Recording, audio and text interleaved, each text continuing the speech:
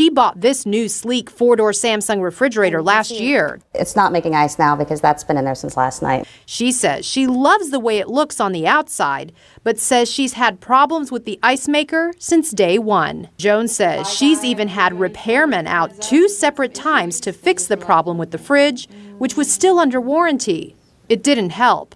So now we just take our steam mop and prop it up in there and let it defrost. Then we'll have ice again in 24 hours. So News 6 took their complaints and the complaints of hundreds of others to Samsung corporate, who then escalated their complaints to their office of the president. Within days, the 2 moms received these emails promising refunds.